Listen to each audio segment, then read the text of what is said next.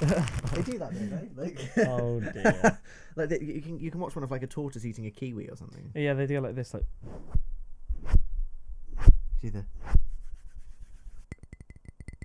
Oh, wait! I got one. You're gonna go. No. Wait. Oh, oh no, What am I nose? no.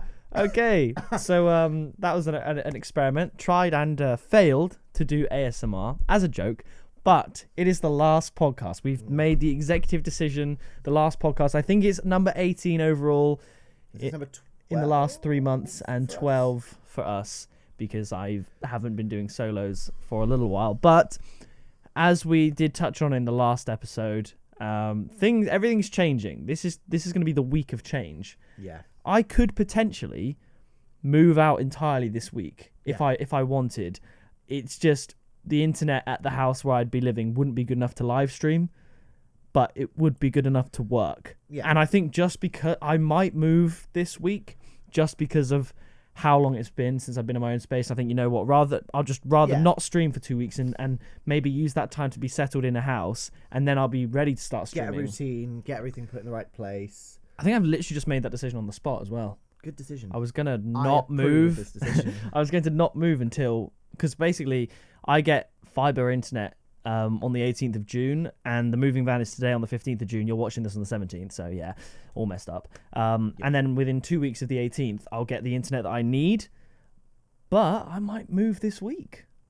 We're going to have fun. We're going to be building a bed today, Tom and I. Yeah, actually, we need to bring the toolkit. TV there. We need to bring the TV because I've got quoted for the TV in the moving van. Basically, the moving van, for some reason, they quoted me for my move, and I had to put each individual item. So I was like TV, microwave, desk, bed. But I hope they like. I don't know why they don't just do it on a van full. I think it's partly like insurance. So like, if a van crashes and it's full of teddy bears, that's they've not got as bad as if a van they've got crashes. a list of what's in it, I suppose. Yeah, and if someone like hijacks the van, tries to steal it, you can say what was in it and what's That's not. a good point. Yeah. So Not I might expect just. anyone to. Oh my gosh! Look how orange I look. I think I just look. Look at that! Oh my gosh! I don't know, but Orange I look. I think, yeah, that's probably a good point. Actually, I'm just gonna say to them, look, can I just put these bags in the corner, like? They're clothes, you know. It's not even the clothes, but yeah, like just like bowls and stuff and all that. Cutlery and all the books. Yeah, well, no, I could carry my books in a backpack, the ones that I have, but it's all a bit weird. It's all a bit crazy moving in. So that's kind of why we're ending this, because you're now on a new shift pattern of 12-hour days. How's that treating you, by the way? We haven't really spoke about it because I haven't seen you. 6 hours, like my usual shift used to be about 6.5 hours. Yeah. Well, it used to be 7.5 hours, and they cut it to 6.5 hours, and now it's 12 hours. Okay. Yeah, a bit weird, right? So 6 hours goes quicker on a 12-hour day than a 7-hour day. Of course, yeah. But like I might sit there for 3.5 hours and actually have no work to do, and then like someone will come over and be like, "You're not doing enough work," and I'm like, "My job is to speak to the members of the public. If there are no members of the public, I literally don't have a job." Like they've made 10,000 test kits just ready, and they're like, "That's like enough." How many do you say you test a day there? Supposed to, or how many we actually do? Both, because they're quite different. Guess how many we're supposed to do? I wouldn't guess you actually do about, in the whole place, 100. That's a bit mean. I don't know. You say you get like 2 cars a day for you. There's also assisted. So there's 7 bays. Oh no, there's 6 bays now because one of them's become a welfare so how many are you supposed to do? We have the capacity to do 4,000 a day. I think the government want us to do between 1,000 to 2,000 a day. Okay. And you do like... We easily do between 100 and 200. Oh, there we go. Yeah, so I've seen 350 before, and I know the day before I started they did 1,500, but it's never been like that ever again. Well, yeah, I was speaking to Dad about it. It almost feels like, because of our almost like short attention span as a society and instant gratification, all that, it's almost like we literally are over the coronavirus. Not literally in the sense it's still here, but we're just tired of it. Are over it. And I think, interestingly enough, what I would say is the difference is that when we started, everyone that came in, they were either old or NHS workers trying to get back to work. Now the people coming in are like hacking coffee and like looking like dripping with sweat. Like now when people come in, I'm actually a little bit like, oh, I don't want to go near you. Well, you said that yesterday, and then in the middle of the night, probably about midnight last night, I heard you coughing. I was like, oh no. No, yesterday, I had this older woman, bless her, she's very confused, and she had done it wrong. But oh dear. I went to talk to her like the car, and she literally just put down a window and went to give me the test, and I just went whoa, and I went straight back, like, and she was like, no, and she was like, oh no, and like wound it up, and I was like, great, and then I was drawing through it, and then she went, and now I was like, no, yeah, no, give it to the person over there wearing an eye mask, a visor, like a face mask, gloves, not a me. plastic apron, like the guy who looks like he's from the CDA. Give it to him, not me in my like shorts and t-shirt and high vis jacket. It's weird actually. In regards to the whole like coronavirus thing, there's been this morning the highest daily cases, because obviously China is essentially it's the evening for them now. The highest daily rise in cases there since April.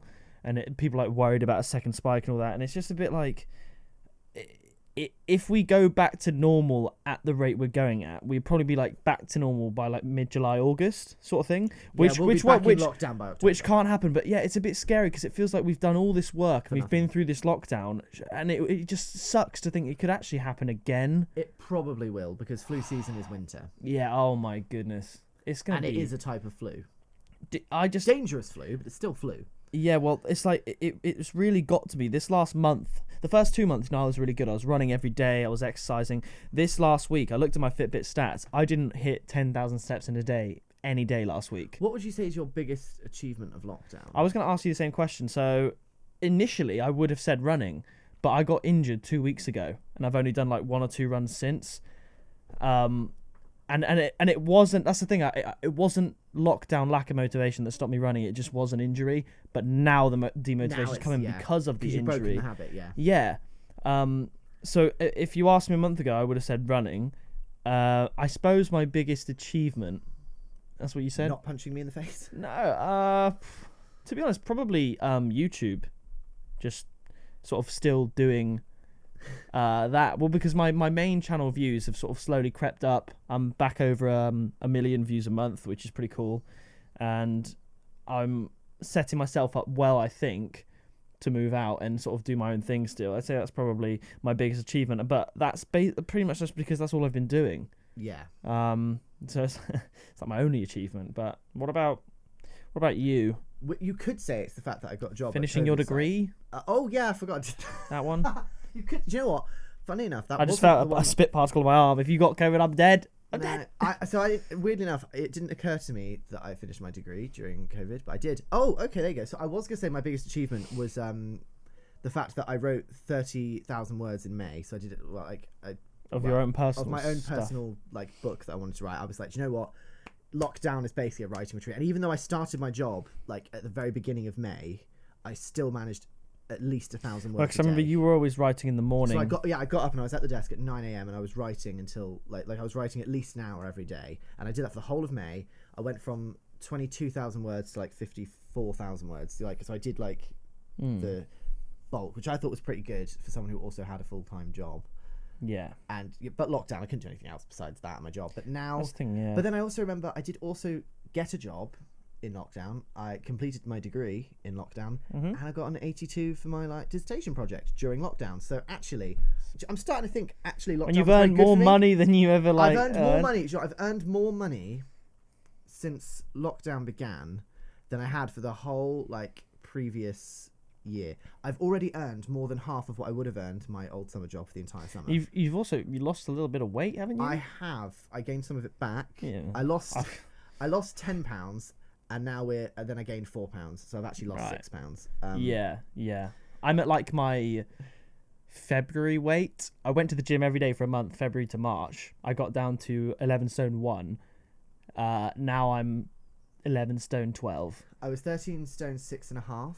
I went down to about 12 stone 10, and now I'm about 13. Yeah, it's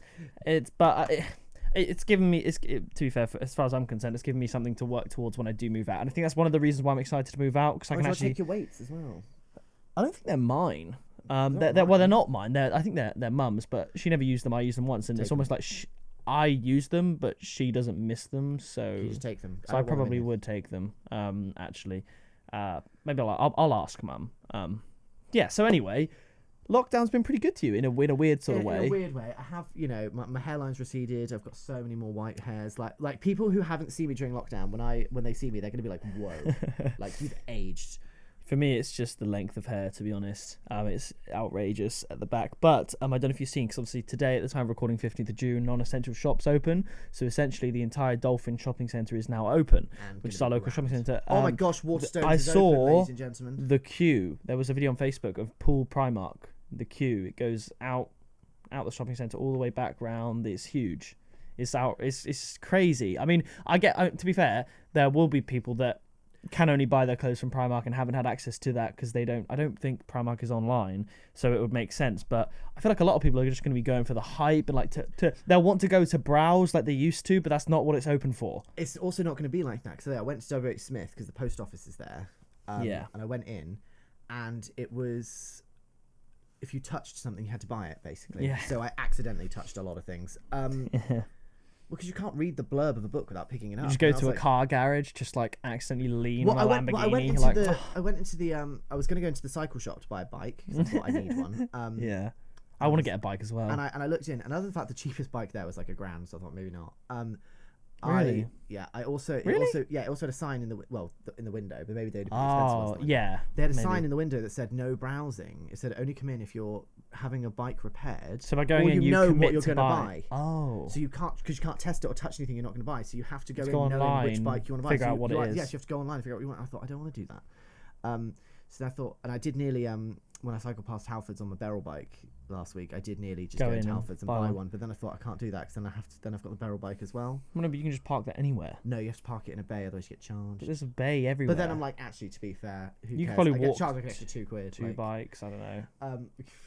I'm surprised actually. In fairness, if you don't know, the Barrel bike is like a scheme where they set up like stations where you just have bikes, like in London, but in a place like where we live, which isn't crazy.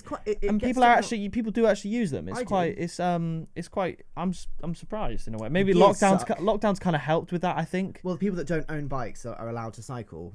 Yeah. And they're like, I don't want to buy a bike, so I'll just get a Barrel. And they're really cheap. I mean, they're 5p a minute. Well, I suppose, if they're cycling for the... So, I cycle from here to if they're cycling for leisure, then it would make sense to hire a bike, because obviously when lockdown's over, they're not going to bike. This thing, I'm like, so I cycle from here to Poole, and it takes me less than 15 minutes. And so it's less than £1. Yeah, it's 5p a minute. No, you have to pay £1 to unlock, and it's 5p a minute. So it's like the same as a bus ticket. It's less than a bus ticket. It's less than a bus ticket. A bus ticket's like £2 something for a single.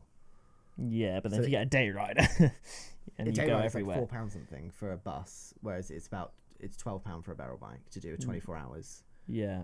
But a day rider for a bus ticket just lasts until 3 a.m. like the next day. Like whereas Barrel bike is literally a 24-hour period when you start it. Yeah, I've never ridden one, and I was always a bit skeptical as well riding, especially like with the whole coronavirus thing. Like everyone's touching these things. It's okay because I stole some gloves from work, so every time I've gone on a Barrel bike, I've put my gloves on and then taken them off afterwards. Yeah, I mean it's all a bit strange. Like there's definitely going to be, even when things start going back to normal, an element of social distancing, like naturally by people not wanting to get near people, which in some cases is good. Like hopefully if you're at a urinal in the men's, someone's not going to stand right next to you. Urinal.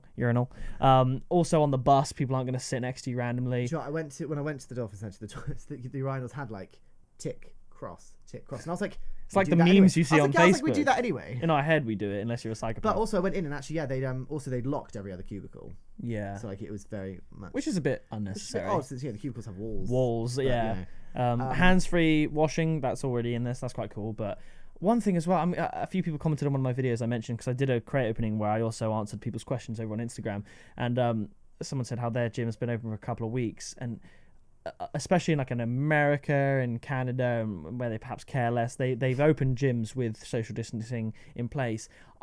There's been no development on the news of gyms, and I really, really want the gym open. I miss it so much. I'll go back, I'll be a complete noob, I'll be so weak, but I'll be able to start again. And I just want to so bad, but there's nothing I've heard.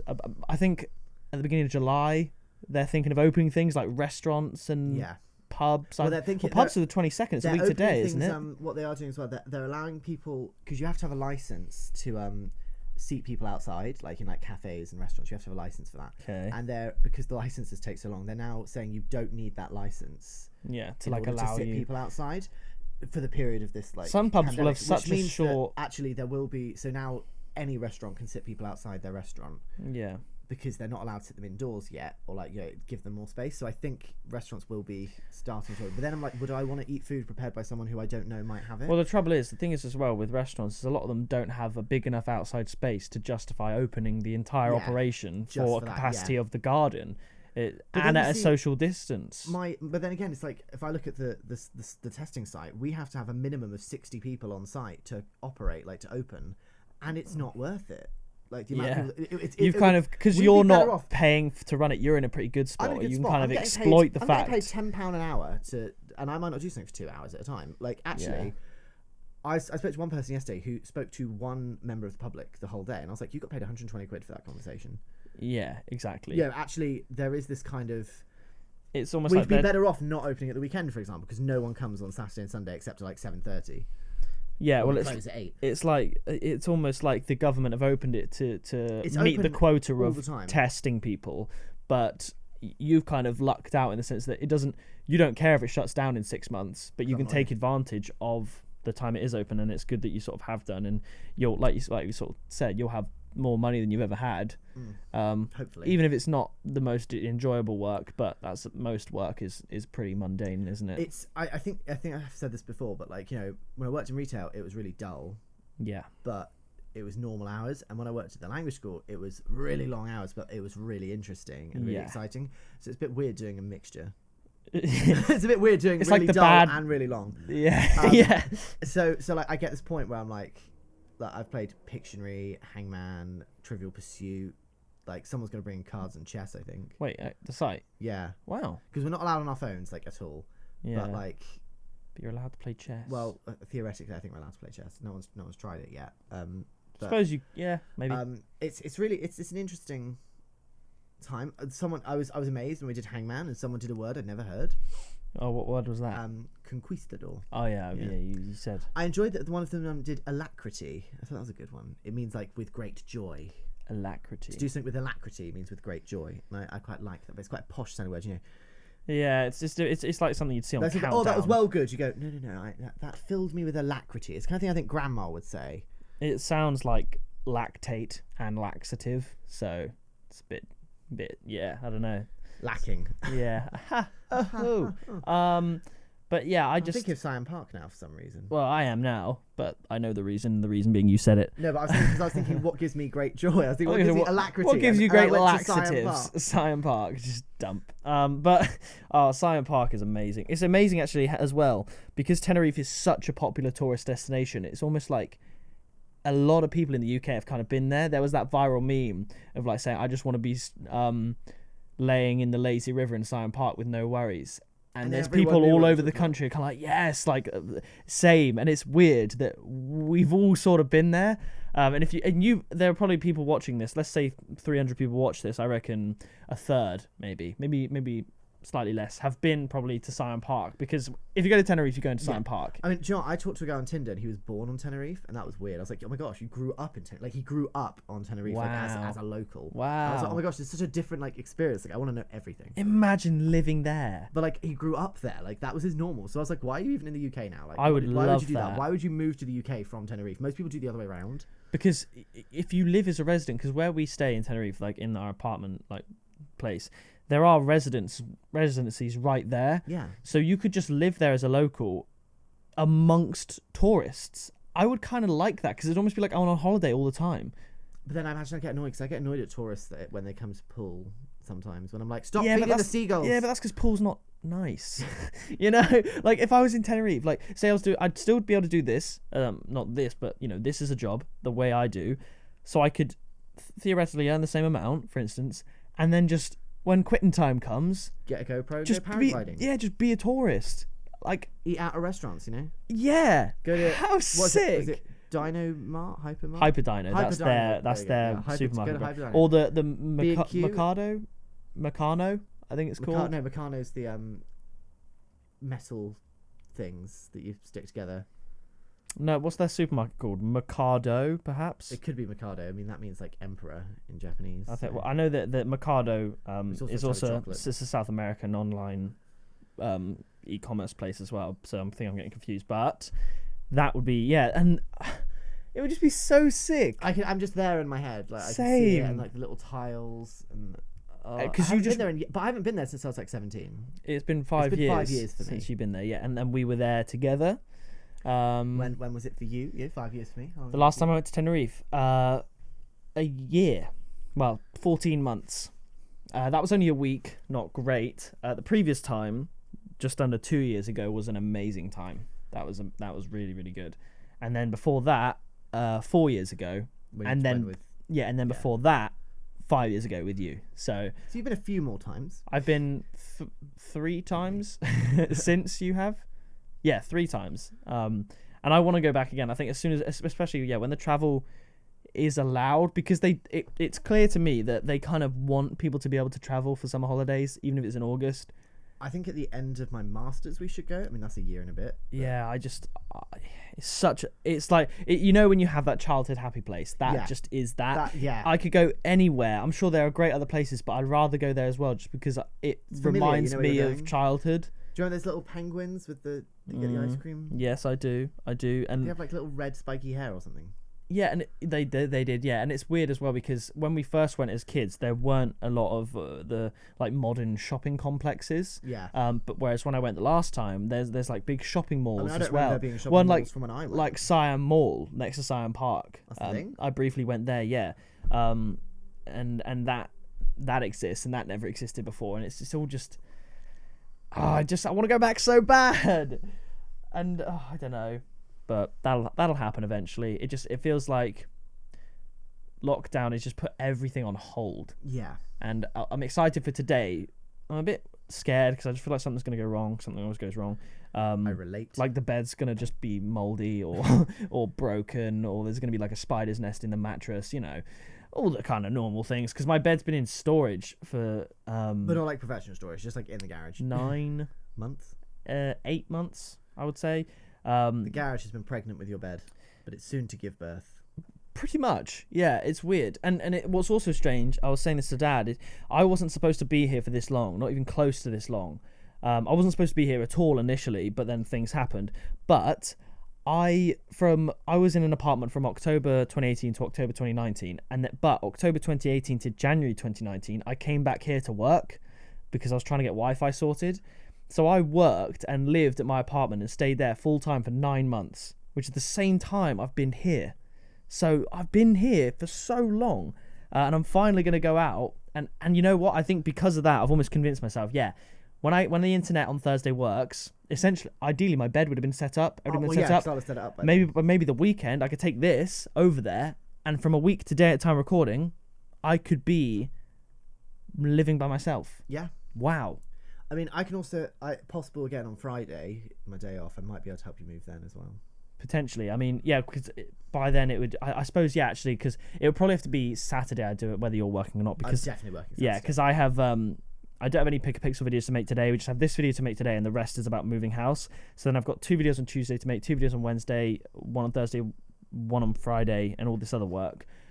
So maybe Saturday or Sunday, I move. Wow. Yeah. Wow. So, and I was thinking, regards to the podcast, so this will be the last one we do for those reasons, because you're working a lot, I'm moving.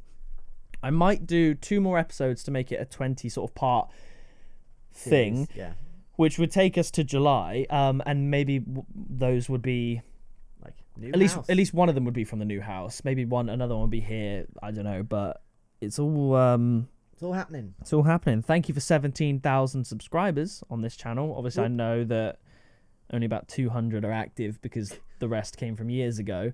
But it is what it is. And I'm getting very close to 375,000 subscribers on the main channel, which is pretty cool. And I suppose that's it. Yeah, I guess. Podcast done. I'm glad we've done it, and we did it consistently every single week at 8 p.m. So that's pretty cool. So Despite multiple challenges and busy lives. Oh, and it gets very sweaty as well. Keep your arms down. Keep my arms firmly locked in place. We had the attack of the bee. Update on that, by the way. I found the bee the next day. So the bee flew down there, and it was up on the window. I heard some like little clicking, and it was just sort of waddling, and a spider was near it. And I think it was sort of in a web. So I sort of put it out the window, but it probably fell. I didn't check. Should have given it some sugar water first. Maybe I should have done that. But yeah, so you slept in the room with a bee. Doesn't shock me. I've slept in rooms with all sorts of weird things. I've slept in rooms with spiders, obviously everyone has, but you could have swallowed that thing. Yeah. Who said I didn't? And coughed it back up. Yeah, it's crazy. But so yeah, the bee was found. Not in a great way. But maybe bees aren't supposed to stay overnight inside with zero light, and he must have been so disoriented. Like that's probably why he was at the window, because he was in dark for so long. He's like, I've got to go somewhere. But yeah, anything you want to add as like a final goodbye? Are you going to be? I suppose you don't really have a lot of time. Are you going to be on YouTube at all? So I mentioned in like the first couple of podcasts that I filmed the YouTube video. I did. I haven't filmed anymore, and I don't really intend to. So that video is just going to be forever. Will you keep it so you can watch it? Yeah. Cool. I'm not going to watch it. I'm just going to keep it, and then if I do decide to do another channel, or like just actually start my channel rather than do another, if I do decide to properly start my channel, then it'll be like if I hit like 1,000 subscribers, then I'll be like, okay, do you want to see the original first video I made? We're talking original? Oh. No, I don't have any of those. Okay, I'm not going to tell you the name, but Tom has an old channel on YouTube that he can't remember the login to. So there's 2012. It's not even the login that's the problem. I know the password. So it is the login. Why can't you get in then? I don't know the email address. So it is the login. It's a login issue. I think I know the email address. Is it? No, I probably don't. It's not my email. Maybe we could do some digging later. But yeah, there's nearly decade-old videos of Tom, and I think I feature briefly. Maybe. Which Hannah does, I think. Hannah does, yeah, for sure. Which is crazy because I don't have a lot of old videos of me on the internet. There's a few from 2011 on a different website, but because it's a different website, they don't work. The videos just don't work. What, Vimeo or something? No, on Vindigo, the site that Joe and I created, but we can't look at the videos on it. But I think on YouTube, the oldest video of my face, 2012. On a different channel that I don't have access to the login info, and my voice, 2011 is the. But it does annoy me, yeah. But yeah, so it's a maybe on the YouTube front. Maybe if you get more time, maybe after your masters even when you during possibly or during if you have time. Do you know where you're going to go after your masters or not really? I mean, you'll come back. You come back here, won't you? Obviously, because there's nowhere really else to go after that. But I don't need to know. Yeah. Is there anyone that's particularly interested can follow you? Would you give out your Instagram to someone that views this? No, you wouldn't. So Tom is an enigma. Very private. He will be because obviously working with kids, you got to keep your Instagram private. You got to keep your Facebook private. Like all of my social media is really private. Okay, so you won't be able to find Tom anywhere. You can find, if you ever want to ask me a question, do it through him. On this podcast, on one of our podcasts together. Don't just contact me on my main because to be fair, yeah, I've got. I have occasionally commented on replied to people's comments on here, so you can find me there. But I've just got no videos and no. Yeah, if you want to reach Tom, come back to this podcast and he will periodically check. I don't know. That's if anyone wants to talk to you. So I doubt it, but if anyone does, the option's there. So for me, of course, I mean, I might be like when I move into a new house and find a new routine, I might make videos like a bit like the Daz Black one I made on here. I might do that, but obviously, as we said in the last podcast, my football channel is starting up very soon. So the league starts tomorrow? Wednesday. Yeah. At the time this video is uploaded, the first game will be being played. Ooh. So there's that. But watch this first. Yes. So that is going to do it for this podcast. And subscribe and turn on the bell so you don't miss a video. Because if we don't upload on here, it doesn't affect you either way. And then when we do, you find out. So yeah. That's going to do it. And I will not see you in the next video very soon. Very soon. See you later.